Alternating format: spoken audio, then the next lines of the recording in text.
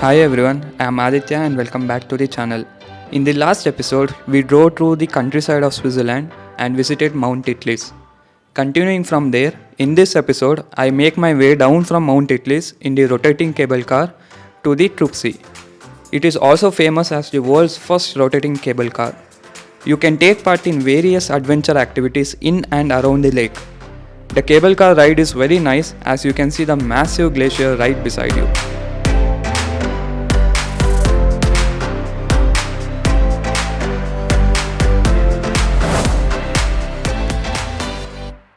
This is the place where the cable car, the one which rotates, ends.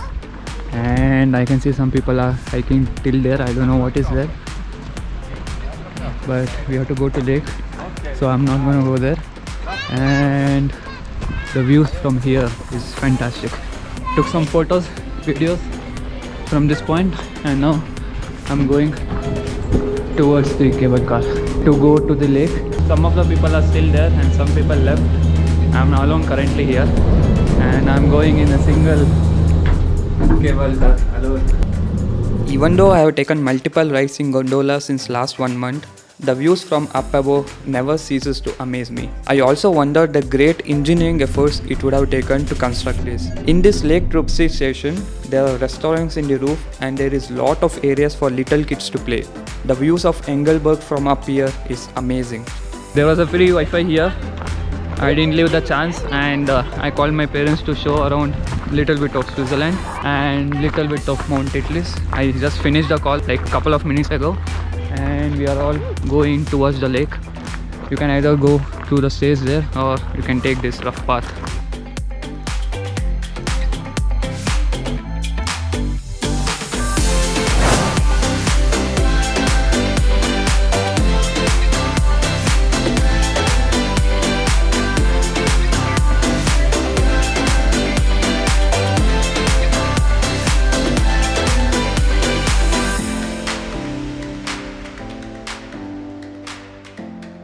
So that is the cable car and where the clouds are covered, that is the Mt.Titlis. By 5 o'clock it seems we have to leave the car.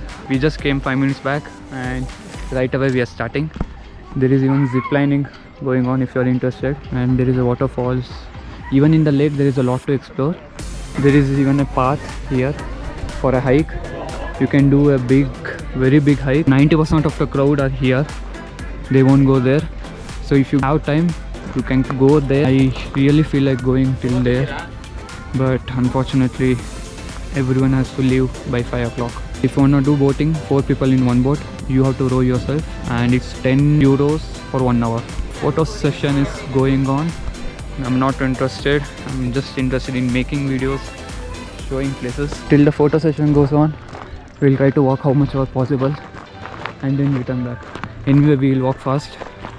Me and fast walker, and when we see they are leaving, we will also leave from here and go towards the cable car. Another tip which I would like to give is, if you're coming to Switzerland, plan for at least 3 days. If you're going for Jungfrau, that is. Otherwise 2 days would be good. 1 day you keep for Mt.Titlis because you can explore the lake as well, not only the mountain. If you're coming to Jungfrau, you need 3 days because Jungfrau 1 day will take, and as I had showed in my last video, there are so many amazing locations near Jungfrau, so you can spend 1 day out there. You can see how big these mountains are. Wow, it's monstrous actually, and we are close by to our target. It's all possible because of him. Yes, it's all possible because of him. He told we'll go and we went. We are literally walking very fast and in some patches we are even running. Just go there, see what's there, maybe click 1 or maximum 2 photos.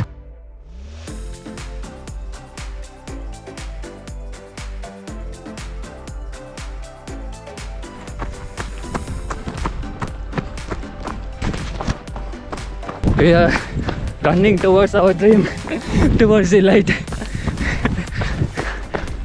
We came. I'm sorry for the bad quality of the video, but with the time we had, this is the best I could.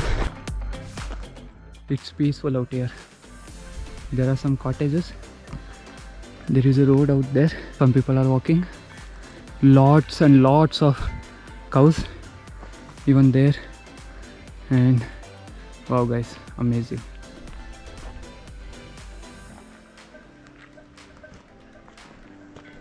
It's 5:20 and there was a lot of queue. Finally we got the cable car and we are going down. The closing time of the cable car is 5 o'clock. Hence there was lot of people waiting. We decided to come back from the hut in a different direction so that we can go all around the lake. But after walking for 5 to 10 minutes, we found the path was blocked. Hence we had to come back towards the hut and track back the same path we took. When we reached near the lake, one guy came running and shouted something in German. His friends who were rowing the boat near the shore quickly turned back and all the people near the lake did the same. We got a hint that it was closing time. We were tired from all the running, but we again ran all the way towards the station to find a big queue in front of us. We waited in the queue for about 15 to 20 minutes before we got into a cable car. As soon as everyone came, we headed towards Lucerne. The drive from Engelberg to Lucerne is around 45 minutes. We came to Lucerne, it's around 6:45 and we have 1 hour to explore this city center. We just parked here in front of this beautiful wooden bridge. We'll go inside the bridge. It seems there is even a shop inside the bridge, so we'll just go there and then we'll just roam around the city center. Cappelli Bridge is one of the main attractions not only in Lucerne but also in whole of Switzerland. It is a covered wooden footbridge spanning the river Reuss. The bridge is unique in containing a number of interior paintings dating back to 17th century. Although many of them were destroyed along with the larger part of the centuries-old bridge in a 1993 fire. Subsequently restored, the Cappelli Bridge is the oldest wooden covered bridge in Europe as well as the world's oldest surviving truss bridge. The water tower predated the bridge by about 30 years. Over the centuries, the tower has been used as prison, torture chamber and later a municipal archive as well as a local treasury. But nowadays, the tower is closed to public. The bridge itself was originally built in 1365 as part of Lucerne's fortifications. It linked the old town on the right bank of the Reuss to the new town on the left bank. There are a lot of cafes around the bridge by the side of the river. We came inside the old city to explore the area. Since it was Sunday, most of the shops were closed except cafes and restaurants. Another thing which I observed is in Switzerland, everywhere it's electric bus. In Bern in the morning and even here I saw at least 4 to 5 buses which are electric. And here only you can see those electric wires. Just 10 minutes walk from the Cappelli Bridge is the Lion Monument. It commemorates the Swiss guards who were massacred in 1792 during the French Revolution. It is one of the most famous monuments in Switzerland. Carved into the cliff face, the monument measures 10 meters in length and 6 meters in height. The inscription below the sculpture lists the names of officers and gives the approximate number of soldiers who died and survived. We then headed back towards our car. On the way, we saw a restaurant in an anchored 20th century boat on the lake. On the other side of the lake, there was some kind of opera show going on as we could hear the music. So these are the mountains which you can see from this place. And since the weather is clear, voila. I'm more interested on that because there is snow here. I think that would be one of this. That was a small 1 hour tour of Lucerne. Right now we are going to the place where that car dropped off us and then we'll see you guys in Rhine Falls for the fireworks show. We finally reached Rhine Falls. It's 9:20. The fireworks starts at 9:45. We still have to see waterfall and you can already see parking is full in every street, every road, everywhere. We have to first go towards the falls because we didn't get parking anywhere and we had to go a long way. So currently we are going towards the falls. I don't know how much we'll be able to see the falls because it's already pretty dark and as you can see lots and lots of crowd and cars are still incoming. Firstly, I would like to apologize for the bad quality of video. As you know, the GoPro doesn't work well in the dark and hence I switched to my mobile, which isn't good either. We just followed the crowd as we were not sure which is the right way to go and we were already late. As soon as we came in, we saw a lot of tents selling varieties of foods, drinks and souvenirs. I at least managed to catch a glimpse of Rhine Waterfall before it turned completely dark. From the video it is not clear, but there were huge amount of people on either side of the waterfall. We had initially went to the far eastern side, but there was no place even to stand and hence we came to the southern side of waterfalls. Just to give you an idea, here is how loud the sound of waterfall was.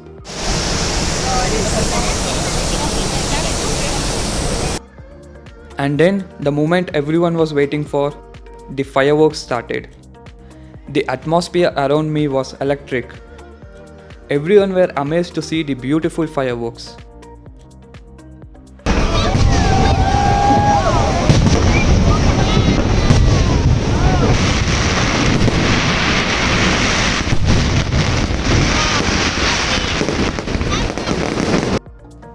Even though all the fireworks were skyrockets, each and every one of them was unique. The fireworks carried on for longer time than I had expected. Since I was looking up the whole time, my neck started to pain a little bit. This was probably my favorite out of all of them. There was some sort of fire coming out from the water and it looked really cool. I was confused whether to look at the fire or the fireworks. Overall, it was a magical and an unforgettable experience. After the fireworks, we took some group photos for the first time in this trip and made our way towards the parking. In the next episode, I visit Munich and explore the nightlife. I stay in Munich for 2 nights and make it as my base for the next 2 days as I visit couple of amazing locations around Munich. One of them is Konigsee. The lake present in Konigsee is probably one of the most beautiful lake I have ever seen. Then I hike towards the highest waterfall in Germany. Thank you for watching the video and stay tuned.